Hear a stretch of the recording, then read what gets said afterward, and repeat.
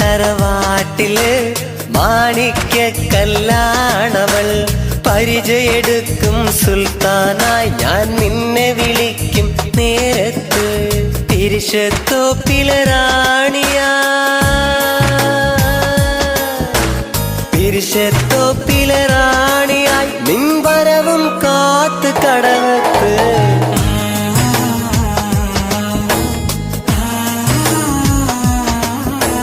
കല്ലായിലൊരു പെണ്ണുണ്ട്, ആ പെണ്ണൊരു പവിഴക്കല്ലാണ്.